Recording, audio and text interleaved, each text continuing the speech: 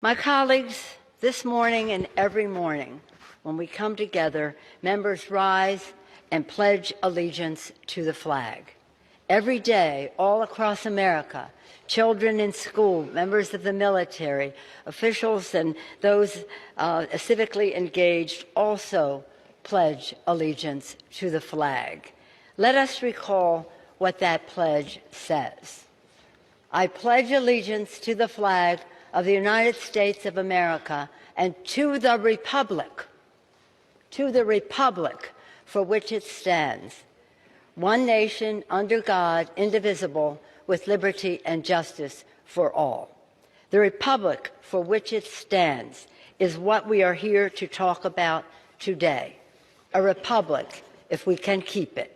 We gather today under the dome of this temple of democracy to exercise one of the most solemn powers that this body can take, the impeachment of the President of the United States.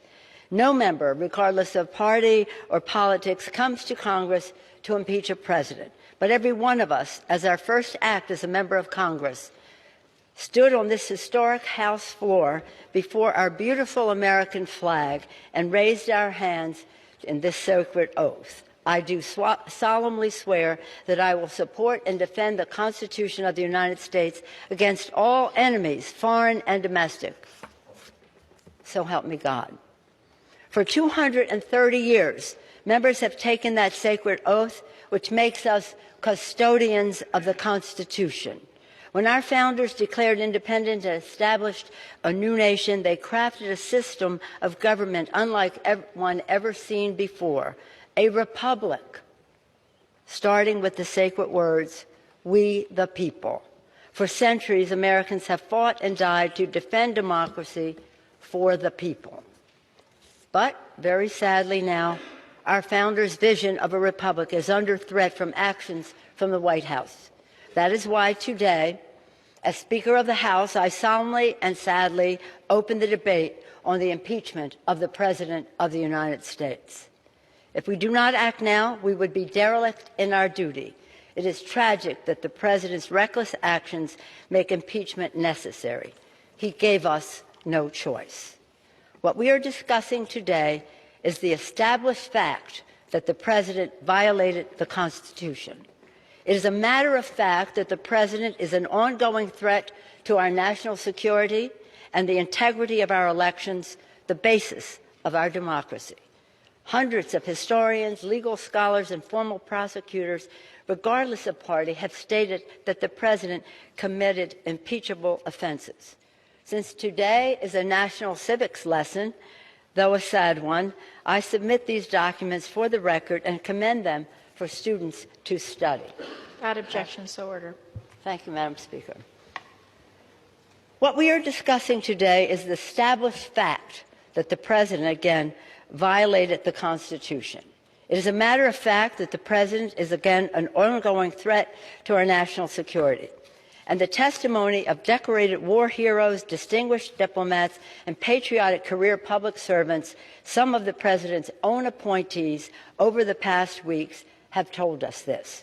The President used the power of his public office to obtain an improper personal political benefit at the expense of America's national security.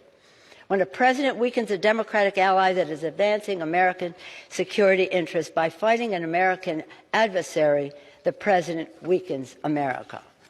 This abuse of power also jeopardizes the integrity of our elections.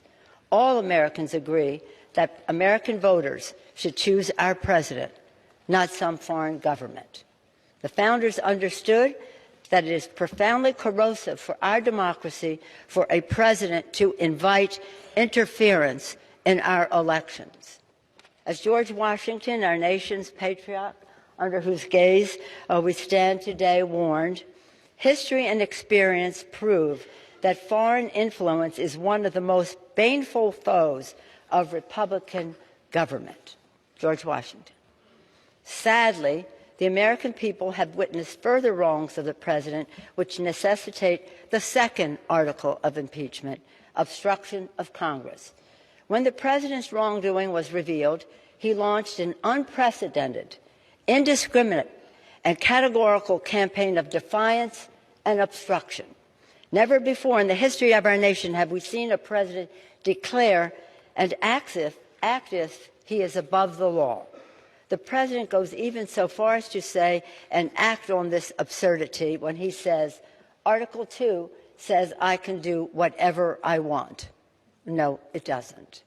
That recklessness is a profound violation of the Constitution and our republic, which endure because of our system of separation of power, 3 co-equal branches, each a check and balance on the other, a republic, again, if we can keep it.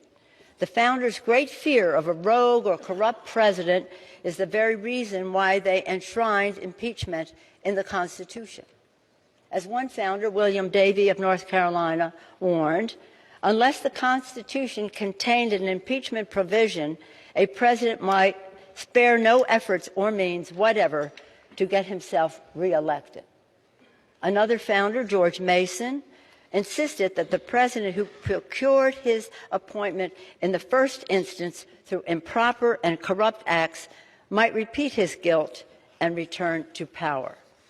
We in Congress, Article 1, the legislative branch, must stand up and make clear to the American people and to all people that this body still stands by the principles enshrined in the Constitution and defended by generations of Americans.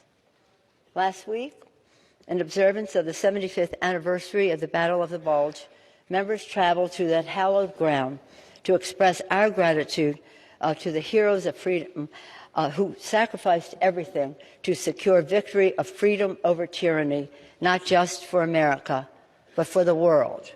The veterans of that battle, who were there in their 90s, told us how after the war was won, the Europeans to whom they liberated would ask, why did you risk us? You don't know us, and give your lives to save us. We're not Americans. And our men would say, we came here to fight for you, not because you are Americans, because we are Americans. As our beloved Chairman Elijah Cummings, an Oversight Committee Chair, our North Star, said when announcing his support for this action, quote, when the history books are written about this tumultuous era, I want them to show that I was among those in the House of Representatives who stood up to lawlessness and tyranny. He also said, almost prophetically, when we are dancing with the angels, the question will be, what did we do to make sure we kept our democracy intact? Elijah, as you know, has since passed on. Now he is dancing with the angels. And I know that he and all of us here are very proud of the moral courage of members who want to honor the vision of our founders for a republic, the sacrifice of our men and women in uniform to defend it, and the aspirations of our children to live freely within it. Today we are here to defend democracy for the people. May God bless America. I yield back the balance of my time.